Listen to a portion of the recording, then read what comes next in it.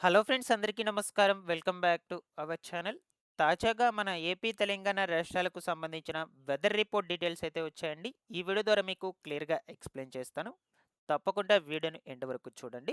ఇక ప్రస్తుతము ఆగ్నేయ బంగాళాఖాతంలో కొనసాగుతూ ఉన్నటువంటి వాయుగుండం అనేది రానున్నటువంటి 24 గంటల్లో తీవ్ర వాయుగుండంగా బలపడేందుకు అవకాశం అయితే ఉంటుందని రాష్ట్ర విపత్తుల నిర్వహణ సంస్థ హెచ్చరికలు జారీ చేస్తూ ఉన్నారు. ఇక దీని ప్రభావంతో ముఖ్యంగా మన ఏపీ, తెలంగాణ రాష్ట్రాల్లో రానున్నటువంటి రోజుల్లో ఏ తేదీ నుంచి ఏ తేదీ వరకు ఎన్ని రోజుల పాటు వర్షాలు ఎటువంటివి కురుస్తాయి, ఎక్కడెక్కడ భారీ నుంచి అతి భారీ వర్షాలు కురిసేందుకు అవకాశం అయితే ఉండొచ్చు. ఈ సమాచారం మొత్తం కూడా చెప్తాను. ఫస్ట్ టైం ఛానల్ చూసేటువంటి వాళ్ళందరూ కూడా ఛానల్‌ని సబ్స్క్రైబ్ చేసుకునేసి పక్కనే ఉన్నటువంటి బెల్ ఐకాన్‌ని క్లిక్ చేసి ఆన్‌లో అయితే పెట్టుకోండి. ఇక ప్రస్తుతం మీ యొక్క పరిసర ప్రాంతాల్లో వాతావరణం అనేది ఎలా ఉందో కూడా కామెంట్ సెక్షన్‌లో కామెంట్ పెట్టయితే తెలియచేయండి. లేట్ చేయకుండా టాపిక్‌లోకి గనక వచ్చేసినట్లయితే మనకు ప్రస్తుతము ఈ యొక్క ఆగ్నేయ బంగాళాఖాతంలో వాయుగుండం అనేది కొనసాగుతూ ఉందన్నమాట.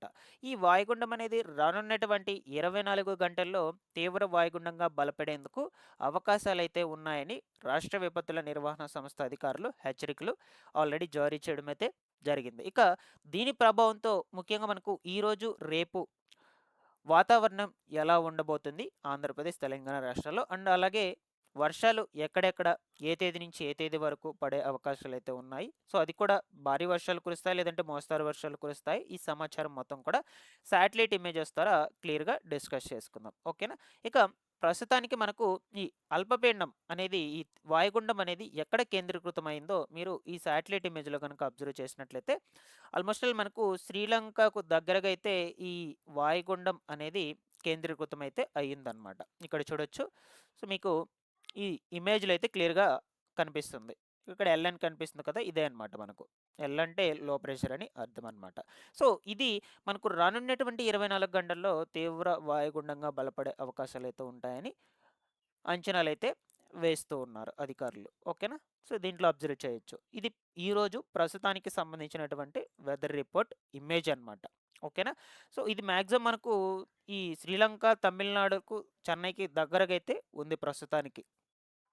కాబట్టి మనకు చెన్నై, తమిళనాడులో వాతావరణంలో మార్పులనేటువంటివైతే వచ్చుంటాయి ఆల్రెడీ కూడా. సో, వాతావరణం అనేది మొత్తంగా మనకు మబ్బులతో కప్పుకొనైతే ఉండటం జరుగుతుంది. సో, ఇక దీని ప్రభావంతో ఎప్పుడెప్పుడు, ఏ తేదీ నుంచి ఏ తేదీ వరకు, ఎన్ని రోజుల పాటు మన ఆంధ్రప్రదేశ్ రాష్ట్రంలో ముఖ్యంగా ఎక్కడెక్కడ వర్షాలు పడే అవకాశాలైతే ఉన్నాయో క్లియర్‌గా డిస్కస్ చేసుకుందాం. ఈరోజు మొత్తంగా మనకు రాత్రి వరకు కూడా ఎక్కడ వర్షాలు ఎటువంటివైతే పడవు. ఈ ఆంధ్రప్రదేశ్, తెలంగాణ రాష్ట్రంలో 2 రాష్ట్రాల్లో దీని ప్రభావంతో ఎక్కడ కూడా వర్షాలు ఎటువంటివైతే పడవన్నమాట. సో, మాక్సిమం ఉంటే ఈ దక్షిణ కోస్తాంధ్ర జిల్లాలు ఏవైతే ఉన్నాయో తిరుపతి, నెల్లూరు, చిత్తూరు, అనంతపురము, అలాగే రాయలసీమ జిల్లాలో కడప, రాజంపేట, రాయచోటి. సో, ఈ ప్రాంతాల్లో వాతావరణం ఎలా ఉంటుంది అంటే, సో, మనకు చలి తీవ్రత అనేది కొంచెం ఎక్కువగా ఉండి పొగమంచు కప్పుకొనైతే ఉంటుంది. వాతావరణం చల్లదనంగా అయితే ఉంటుందన్నమాట రాత్రి వరకు కూడా.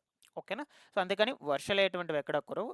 అండ్ దీంతో పాటుగా ఈ ఉత్తర కోస్తాంధ్ర జిల్లాలు ఏవైతే ఉన్నాయో, ఈ ఉత్తర కోస్తాంధ్ర జిల్లాల్లో కూడా మనకు మాక్సిమం వాతావరణం ఇలాగే కొనసాగే ఛాన్స్ అయితే ఉండొచ్చు. సో, ఇది గనుక మనకు రాగల 24 గంటల్లో తీవ్ర వాయుగుండంగా బలపడుతుందని చెప్తున్నారు కదా! సో, ఈ దిశగా మనకు చెన్నైకి దగ్గరగా వచ్చి, మన ఆంధ్రప్రదేశ్ రాష్ట్రంలో దక్షిణ కోస్తాంధ్ర జిల్లాలు ఉన్నాయి కదా! సో, ఆ జిల్లాల వైపు గనక వచ్చినట్లయితే మాక్సిమం మనకు ఈ 4 జిల్లాలు తిరుపతి, అనంతపురము, చిత్తూరు, నెల్లూరు, కడప ఈ జిల్లాలకు భారీ నుంచి అతి భారీ వర్షాలు కురుస్తాయి. సో, ఇది ఇలా వచ్చి గనక ఈ దిశగా వెళ్తే. లేదు, ఇది ఆల్మోస్ట్ ఆల్ చెన్నైకి, తమిళనాడుకు దగ్గరగా వచ్చి మరలా ఇలా వచ్చి తీరమైతే దాటేసిందనుకో. సో, మనకు నేను ఇప్పుడు ఏవైతే 4 జిల్లాలు చెప్పానో దక్షిణ కోస్తాంధ్ర జిల్లాలో తిరుపతి, చిత్తూరు, అనంతపురము, దాని తర్వాత ఈ రాయలసీమలో కడప, సో, నెల్లూరు ఈ జిల్లాలకు మాత్రం అక్కడక్కడ తేలికపాటి నుంచి మోస్తారు వర్షాలైతే కురుస్తాయన్నమాట రానున్నటువంటి రోజుల్లో. సో, మనకు మాక్సిమము 10, 11, 12 ఆ 3 తారీఖుల్లో అయితే వర్షాలు ఎటువంటివైతే ఉన్నట్లు జస్ట్ మనకు వాతావరణ శాఖ అధికారులు రిపోర్ట్ అయితే రిలీజ్ చేస్తున్నారు. బట్ ఎప్పటికప్పుడు మార్పులు ఎటువంటివైతే వస్తూ ఉంటాయి కాబట్టి నేను కూడా మన ఛానల్ నుంచి మీకు అప్డేట్ అనేది అయితే అందజేస్తూ ఉంటాను. సో, ఇది గనక ఇలా వస్తే మనకు ఫుల్ ఎఫెక్ట్ అయితే ఉంటుంది. లేదు, ఇలా వెళ్ళిపోయి తీరం గనుక దాటేసినట్లయితే మనకు అంత ఎఫెక్ట్ అయితే ఉండదు. బట్ వర్షాలైతే లైట్ రెయిన్ అని నమోదయ్యే ఛాన్స్ అయితే ఉండొచ్చు.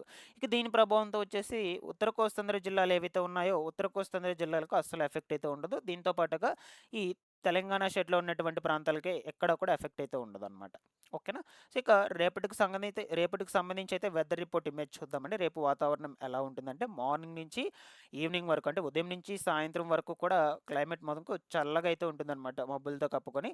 సో, ఎండ అనేది చాలా అంటే చాలా తక్కువగా వచ్చే ఛాన్స్ అయితే ఉండొచ్చు. సో, ఈ ఉత్తర కోస్తాంధ్ర జిల్లాల కాడి నుంచి మొదలు ఓకేనా? సో, ఈ సముద్ర మట్టానికి ఆనుకున్నటువంటి ప్రాంతాలన్నిటికీ కూడా ఉత్తర కోస్తాంధ్ర జిల్లాలు, ఈ విశాఖపట్నము, విజయనగరము, గుంటూరు, పశ్చిమ గోదావరి, చీరాల ఓకేనా? పశ్చిమ గోదావరి డిస్టిక్, అలాగే కృష్ణా, దాని తర్వాత చీరాల, బాపట్ల ఇక్కడ వరకు కూడా మనకు ఇదే విధంగా అయితే ఉంటుంది. రేపు మనకు ఉదయం నుంచి సాయంత్రం వరకు అంటే 9వ తారీఖున. అండ్ దీంతో పాటుగా దక్షిణ కోస్తాంధ్ర జిల్లాల్లో కూడా మబ్బులతో కప్పబడి అయితే ఉంటుంది. వాతావరణం మొత్తం కూడా చల్లదనంగా అయితే ఉంటుంది మార్నింగ్ నుంచి ఈవినింగ్ వరకు కూడా. సో, ఇక్కడ ఎప్పుడు మనకు వర్షాలు ఎటువంటివి పడతాయి అనే విషయం గురించి చెప్తాను మీకు. ఇక తెలంగాణ స్టేట్‌లో కూడా హైదరాబాద్, ఈ చుట్టుపక్కల పరిసర ప్రాంతాల్లో కూడా కొంచెం పొగమంచుతో కప్పుకొని వాతావరణం కూడా చల్లదనంగా అయితే ఉంటుంది రేపు మార్నింగ్ నుంచి ఈవినింగ్ వరకు. సో, ఇప్పుడు రేపటి రోజున ఈ యొక్క వాయుగుండం అనేది ఎక్కడ కేంద్రీకృతమైందో మీరు చూడొచ్చు. ఆల్మోస్ట్ ఆల్ చెన్నైకి దగ్గరగా అయితే రావడం జరుగుతుంది ఇక్కడ చూడొచ్చు రేపటి రోజున. ఇది రేపు మనకు ఉదయం 7, 8, 9 సో, ఆ సమయాలకు సంబంధించినటువంటి వెదర్ రిపోర్ట్ ఇమేజ్ అనమాట. సో, ఆ టైంకి ఎక్కడ కేంద్రీకృతమైందంటే సో, మనకు సేమ్ అదే ప్లేస్‌లో అయితే ఉంది. సో, ఈరోజు ఎక్కడ కేంద్రీకృతమైతే అయిందో సో, మనకు రేపు కూడా రేపు ఉదయానికి కూడా అదే ప్లేస్‌లో అయితే కేంద్రీకృతమైతే అయింది ఈ వాయుగుండం అనేది. బట్ కొంచెం ఈ తమిళనాడుకు, చెన్నైకి దగ్గరగా అయితే రావడం జరిగిందనమాట. ఇక్కడ మీరు అబ్జర్వ్ చేయొచ్చు.